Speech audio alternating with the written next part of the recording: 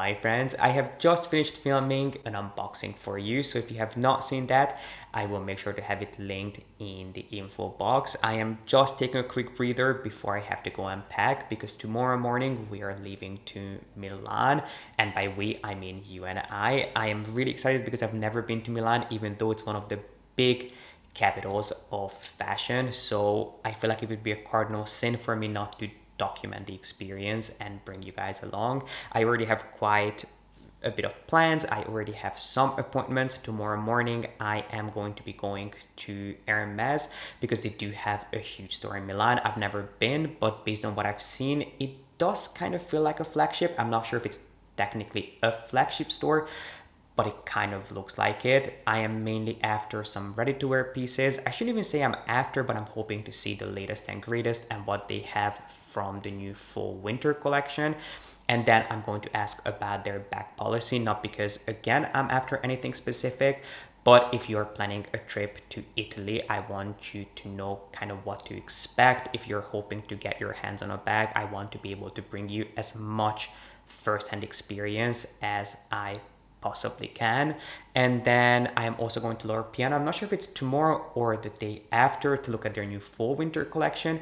And then there are also some new leather goods that are launching in September that I am hopefully getting a little preview of. And we'll see what else we find. I will try to show you as much eye candy as I possibly can. I'm probably going to take the weekend off, so I'm not going to film that much, but if I go to any nice restaurants, I am going to the Prada Foundation, so I want to film a little bit there, just so you know what to expect if you're planning a trip to Milan. Personally, I am quite an anxious traveler, and I always have to do a lot of research before I go anywhere new. I like to have a plan in place. So I hope this will be a good starting point for you if you are planning on going to Milan. So without further ado, if you'd like to come on an adventure with me, then go grab your passport, subscribe down below if you haven't done so yet, and keep on moving. From far away she looks so good. Grew up in the same neighborhood, and that's how to rub salt in a wound. Spend a few hours on the reservoir. Never broke a bone, so I'm gonna try hard to prove you wrong, that I'm not who I used to be. So I started my day at Hermes, and as suspected, the boutique in Milan is indeed gigantic. So they had quite a bit to offer from their latest fall winter collection. And the reason I am so eager to try this collection is because there are actually quite a few beautiful, rich, dark browns and even blacks in this collection, which is quite rare to see from Hermes. So I wanted to try as much of it as I possibly could. But before heading into the fitting room, I did have to look at this silk scarf first, because it is one of the few 100% silk scarves that Hermes offers for men. This print is new for the season. It has these frayed edges, which are actually done by hand, and this ex-libris print you will not only find on a scarf this season, but it was also woven into some of their ready-to-wear pieces that we saw on the runway. And the reason I know that is because there's a piece that I asked for with this pattern. And speaking of pieces that I saw on the runway and loved, these pants were one of them, which I actually asked for at my local boutique. They looked incredible in person, and I was so tempted to get them in Milan, but since I had already asked for them, I would have felt strange getting them somewhere else. So fingers crossed my boutique actually gets them, because these pants were just perfection. I mean, if you've been with me for a while, you know how much I love black, high-waisted, tailored pants. So these were just what all my pants dreams are made of. And I had to try this black shirt too, which is a really simple oversized flannel shirt. There is honestly nothing special about it. If you don't have any black shirts in your collection, it's something nice to try, but other than the drop shoulders and the oversized fit, it is, I mean, there's just nothing really to justify the price tag. I did like the clou de sal button, which is what you'll find on most Hermes shirts, but honestly, I don't want to exaggerate, but probably 10 other shirts that are extremely similar to this that don't cost nearly as much, or at least I already have them. And then another piece that I was really excited to try from the runway is actually this shearling jacket, which they called a cardigan. So it's something that I did ask for in a 46, but as you'll see in the mod shots, it was way too overwhelming on me. The shoulders were way too dropped. It is supposed to be cropped, but it was like a full-length jacket on me. And even though I love the details of the leather panel and the leather piping that runs along the edges, it just did not look good on me in any shape or form. It kind of drowned me. There was just way too much fabric, and it didn't feel like a jacket that was made for me. I felt like it was a jacket wearing me and not the other way around. So as cool as this piece is, unfortunately, it is just not something that suits my proportions.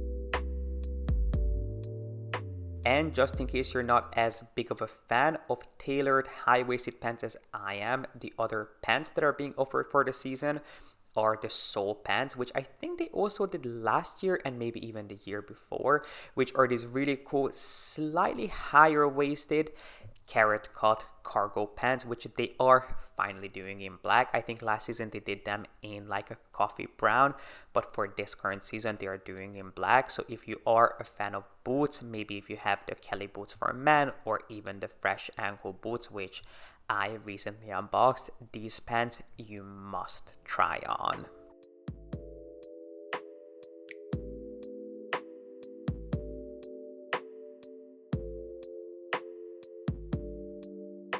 And before heading upstairs to check out their women's section, I did have to have the briefest of looks at this matte alligator jacket, which was in the color blue marine in size 50. And in case you're wondering about the price, it is 150,000 euros.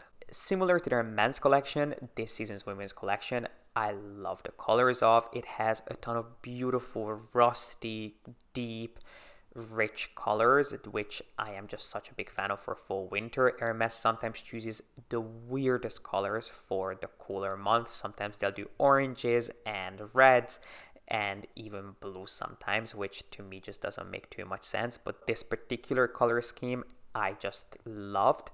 So of course I tried to take as many pictures and as many videos for you as I possibly could. And here I had to have a closer look at the Maximore bag, which is by far one of my favorite contemporary bags from Hermes. If you're looking for an unpretentious, effortless bag that will make you look like $1,000,000 without trying too hard, this is the bag that you must look into. I do think that they did go up in price slightly since they first launched, but I think even the current price, which is around 5,500 euros, is still quite reasonable for what this piece will add to your collection.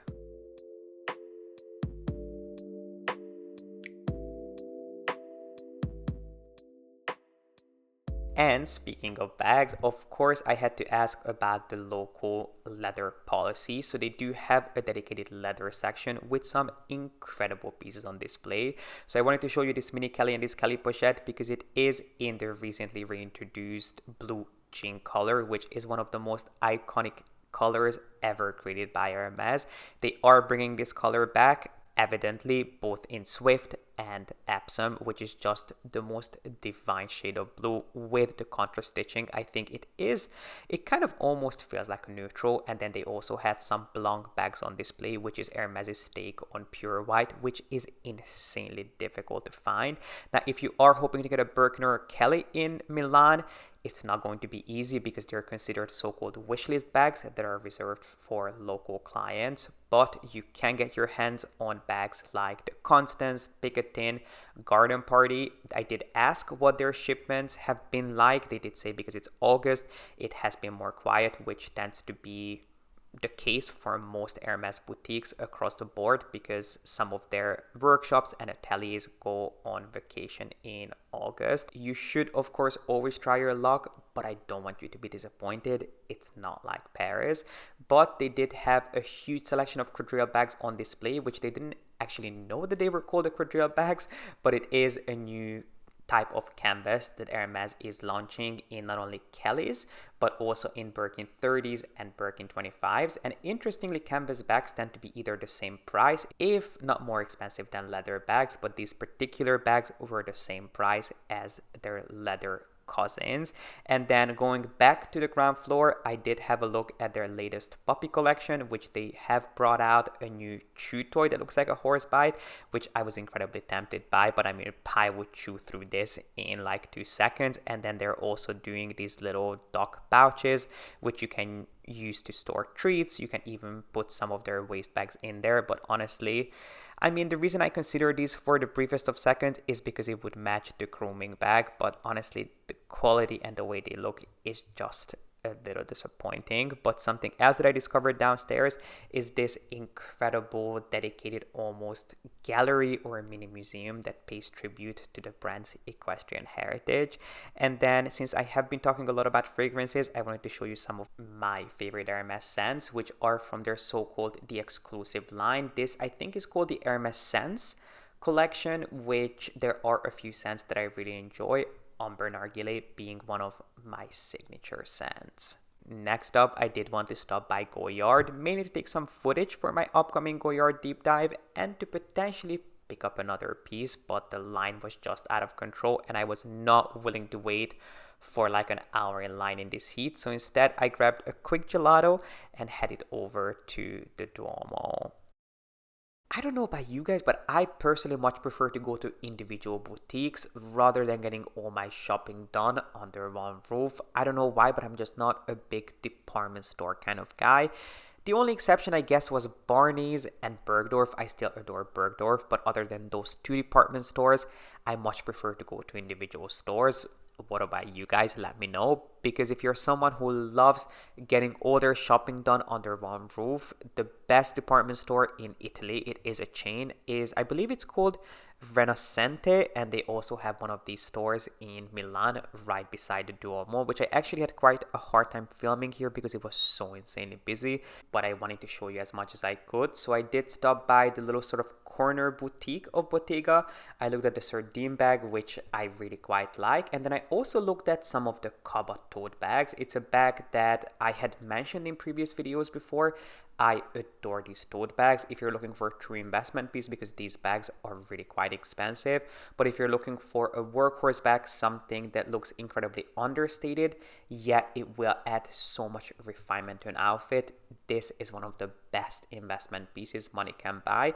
And I had no idea that now they do it in a mini size. Now the mini size, don't let this size fool you, it's still insanely expensive, but this is genuinely a design that you will have in your collection for a lifetime. And speaking of tote bags, Dior has just recently launched a brand new design called the Toujours bag, which comes in 3 different sizes: small, medium, and large. It is the large that I'm looking at here, which you cannot get any more quintessentially Dior than this. It features every single detail that Dior bags are best known for. So you have the ganache quilting, you have the same Dior charms that you'll find on the Lady Dior bag. It features this incredibly innovative adjustable handle system, which allows you to adjust the handles and make them either shorter or longer depending on how you want to carry the bag. So you can make them longer, which allows you to put this bag over your shoulders, or you can make them shorter, which makes them really quite comfortable to carry as a handheld tote. We are looking at the fastening here, which is also CD inspired. It is just a really well thought out, beautifully designed bag. And you also get a little removable pouch. So if you want to carry this bag completely open, you can still keep track of all your most valued possessions. You can make sure that they're all safe and sound in that little pouch bag. So you can see here how big this tote is. This is the largest size, which unfortunately it is still too small for me. As you can see, the bag is not tall enough. It ends too soon. So it looks just a little strange. It almost looks like I'm carrying a picnic basket. It unfortunately is just too small at the end of the day. That's all I can say. But if you love things like the Lady Dior, but you're looking for a more casual alternative, something that you can carry as a really relaxed, laid back tote bag with Dior's iconic refinement, this is a bag that you must look into. And then here is another new bag from Dior, which I cannot tell you how heavy this bag is. Obviously, it does have the tone-on-tone CD emblem, and then it also has the CD chain, which to me just kind of feels like a glorified wallet on chain. If you are looking for a wallet on chain, something that is just a little bit more special than what you're used to seeing, I mean, there's nothing wrong with this, but I personally much prefer the refined elegance of the Toujours tote. If you haven't been to Italy, it's possible that you never heard of this brand called Santa Maria Novella, which is one of the oldest pharmacies in the world. And you might be thinking, okay, gee, why would I care about a pharmacy? Well, what makes this brand incredibly special is that they have been in business since the 1200s, and they continue to create some of the most beautiful home and self-care bits. I think they're best known for their soaps, which make the most beautiful gift. So if you're visiting Italy and you're trying to bring a piece back, but you would like to bring back an unexpected gift, their soaps make beautiful gifts. I also love their rose line. So their rose water is something that they're really well known for. It's not something that I would personally use on my face, but I have put it in my steamer just to give my clothes a little bit more of a rosy scent. You can also spray this around your home. Their hand cream is stunning. They also have an almond paste, which I forgot to show here, but their almond paste is a beautiful moisturizing cream to use on your hands. And then their lip balm also makes a beautiful little treat. I have to be honest, I don't remember seeing a full-on Chanel in Milan. Not to say that there isn't one, but the only Chanel that I saw was this little shoe section at the department store where they had these really cool silver sneakers that I tried. And while I loved them in the store, I knew I would never actually wear them in real life, so I passed on those. But I have to say they had an amazing selection of shoes. And then the night ended with the most divine plant-based meal at Zello. And based on my experience, I visited some of the sort of the most iconic luxury hotels in Milan, and the Four Seasons was by far my favorite. I checked out the Bulgari Hotel, the Armani Hotel. I didn't go into the Mandarin, but I saw it from the outside, and I have to be honest, I wasn't really impressed by any one of them, but the Four Seasons was spectacular.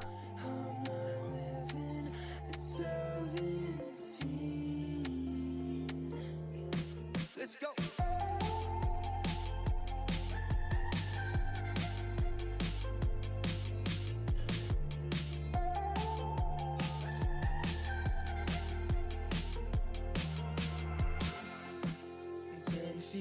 She's like a primrose. You're never taking me alive, so come close. And I know why you said it, 'cause I'm reading it.